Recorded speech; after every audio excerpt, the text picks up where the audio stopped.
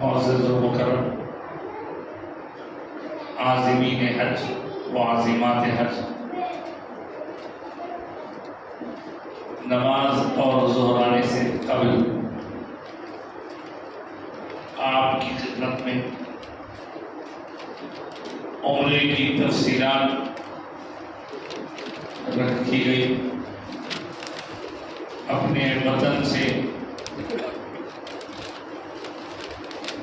Jeddah پہنچنے اور وہاں سے مکہ مکرمہ میں کعبۃ اللہ جو اللہ کا گھر ہے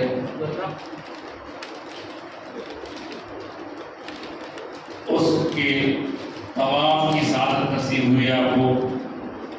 پھر وہاں سے صفا و مروہ کے درمیان دوڑ سعی وہ تکمیل ہوئی اور حجامت یا قصر حلق یا قصر ہوا۔ پھر اس کے بعد آپ کی وہیں پر رہائش، ہر نماز مسجد میں ادا کرنے کی فکر کیجیے۔ ہماری بہنوں کو بھی یہاں ایک اس کا عمل نمونہ آج موقع مل گیا کہ مساجد میں عام طور پہ عورتیں نہیں آیا کرتی، یہاں چونکہ وہ موجود تھیں تو اس لیے جماعت میں شریک ہو گئی۔ جس طرح اب جماعت میں یہاں شریک ہوئی ہیں، وہاں پر بھی آپ حرم شریف میں جب جائیں گے نماز ہوتی رہے گی، آپ بھی نیت کر لیں کہ میں نماز پڑھتی ہوں امام کے پیچھے۔ مرد حضرات تو کرتے ہیں، عورتیں بھی نیت کر لیں کہ ہم امام کے پیچھے نماز پڑھ رہے ہیں، تو آپ کو ایسی نماز ادا کرنا ہے۔ اگر ان کیس چونکہ یہ سوال اکثر آیا کرتا ہے کہ مکے میں بھی مدینے میں بھی دونوں مقامات پر مساجد میں عورتوں کا الگ انتظام ہوتا ہے، تو وہ لوگ امام کے پیچھے نماز کیسا پڑھیں؟ مردوں کو تو معلوم ہوتا ہے، خواتین کو معلوم نہیں ہوتا۔ اس لیے چھوٹی سی بات عرض کر دوں کہ اگر آپ نماز کی شروع حالت سے ملتی ہیں تو پوری نماز ان کے ساتھ شروع بھی ہوگی ختم بھی ہوگی، لیکن نماز شروع ہونے کے بعد اگر خواتین آتی ہیں کسی وجہ سے وضو کر کے آنے میں دیر ہو جائے تو یہ دیکھیں گے کہ پہلی رکعت کے رکوع میں جانے سے پہلے تک آپ نماز میں شامل ہو جائیں تو وہ رکعت بھی مل گئی، آپ کو نماز پوری بھی۔ لیکن اگر پہلی رکعت کا رکوع ہو گیا اس کے بعد آپ شامل ہوئے ہیں تو آپ کو امام صاحب کے ساتھ پوری نماز پڑھنی ہے۔ جب امام صاحب سلام پھیر لیں گے تو آپ سلام پھیرے بغیر اٹھ کے کھڑے ہو کے جو ایک شروع کی رکعت مس ہوئی اس کو پوری کر لیں گے، ایک مس ہوئی تو ایک کریں گے، دو مس ہوئی تو دو کریں گے، تین مس ہوئی تو تین کریں گے، اور اگر چوتھی چل رہی تھی چوتھی میں آپ شامل ہوا کے رکوع کے بعد شامل ہوئے تو چار رکعت چلی گئی آپ کی، لیکن نماز میں جماعت سے پڑھنے کا ثواب مل جائے گا۔ پھر مسجد حرام کی نمازوں کا تو ثواب پر نہیں پڑا ہوا ہے، ایک نماز 1,00,000 نمازوں کے برابر۔ قرآن پاک کی تلاوت کیجیے، ممکن ہو تو ایک قرآن ختم کرنے کی فکر کیجیے، ایک قرآن 1,00,000 قرآن پڑھنے کے لیے درود شریف پڑھیے، وہاں رہنے تک طواف کیے خانہ کعبہ کا۔ کچھ نہ ہو سکتا ہے زبان پر کلمہ درود شریف استغفار جاری رکھیے اور دعائیں کرتے رہیے اپنے لیے، اپنے متعلقین کے لیے۔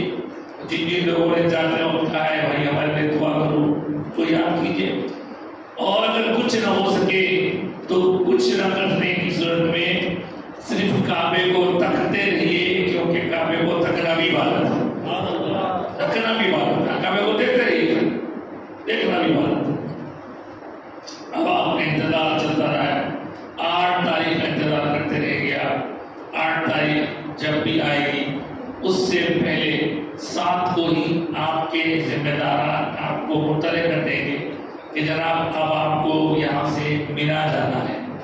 مینا جانے سے پہلے مینا کا ارادہ کرنے سے پہلے آپ سب چیزیں اپنے ساتھ رکھ لیجیے، اگر ہو سکے تو ایک جوڑا ساتھ رکھ لیجیے، پھر ایک چپل اپنے ساتھ رکھیے، اپنے بیگ میں ساتھ رکھ لیجیے، ایک چپل ایکسٹرا، اسی کے ساتھ ساتھ ایک چھتری رکھیے، ہر آدمی کے لیے چھتری، کیونکہ جب آپ وہاں سے کنکر مارنے کے لیے جائیں گے، دھوپ میں جائیں گے تو طبیعت خراب ہونے کا امکان ہوتا ہے۔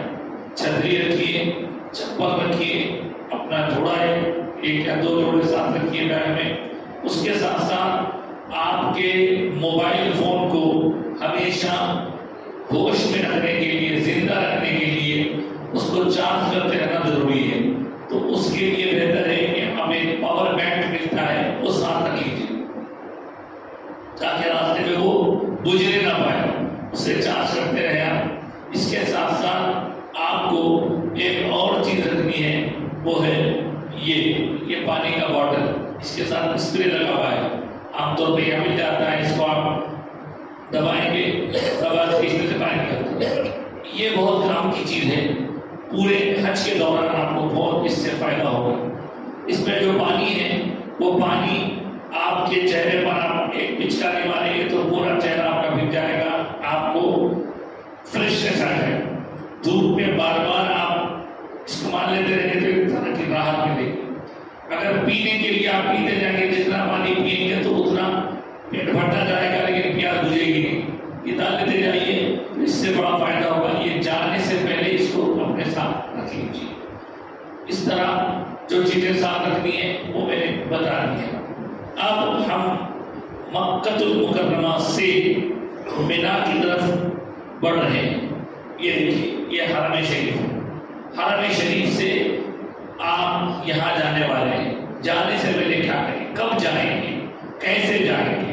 تو پہلی بات یاد رکھیے کہ آپ اگر عزیزیہ میں اور یہ تصور کیجیے کہ آقا صلی اللہ علیہ وسلم تشریف فرما ہے اور حضور سے درخواست کیجیے، اے اللہ کے رسول صلی اللہ علیہ وسلم، آپ پر میرے ماں باپ پتا قربان ہو جائیں، میں آپ کا ایک دیوانہ، آپ کا چاہنے والا سمدرٹی شہر سے آپ کے پاس حاضری کے لیے آیا ہوں، مجھے اندر آنے کی اجازت دینا ہے۔ اور یاد رکھیے، جو سچے عاشق رسول ہوتے ہیں، جن کے دلوں میں حضور پاک صلی اللہ علیہ وسلم کا عشق بھرا ہوتا ہے، جن کی دھڑکن حضور پاک صلی اللہ علیہ وسلم کی عشق میں دل کا دھڑکتا ہے، ان کو اندر سے جواب یہ ہے، اندر آ جاؤ۔ لیکن ہم گناہگار ہیں، خطا کار ہیں، ہم کو جواب آئے یا نہ آئے، یہ تصور کر کے حضور نے ہم کو اجازت دے دی۔ مسجد کے اندر داخل ہو جائیے، آپ کو 2 رکعت، اگر ممنوع اوقات نہیں ہے تو 2 رکعت تحیت المسجد پڑھ لیجیے۔ پڑھنے کے بعد آپ کو جماعت کا انتظار دیکھیے۔ اگر جماعت کے لیے وقت ہے، پہلے کیا سسٹم تھا، آپ کسی دروازے سے چلے آئے تو ایسی کنیکٹیوٹی تھی کہ آپ سیدھے حضور پاک صلی اللہ علیہ وسلم کے مواضع شریف کے سامنے چلے آئے۔ مواضع شریف اس کو بولتے ہیں جو حضور پاک صلی اللہ علیہ وسلم کے جو قبور ہیں، آپ کی جو قبر مبارک ہے، اس کے سامنے سنہری جالی ہے، اس کو مواضع شریف کہتے ہیں۔ تو اس سنہری جالی کے سامنے ہم کبھی بھی چلے آ سکتے ہیں، لیکن اب سسٹم چینج کر کے کووڈ کے بعد سے نئے سسٹم لگا دیے لوگ۔ تو آپ کو کیا کرنا ہوتا ہے، نماز کے لیے وقت ہے تو ڈور نمبر 1 دیکھنا ہے، کدھر ہے آپ کو معلوم کرنا ہے۔ ڈور نمبر 1 جس کا نام ہے باب السلام، یہ اس طرح ہوتا ہے، یہ جو ہے نا ایک ڈور نمبر 1 ہے، ٹھیک ایسی شیپ کا رہتا، اس کا نام ہے باب السلام۔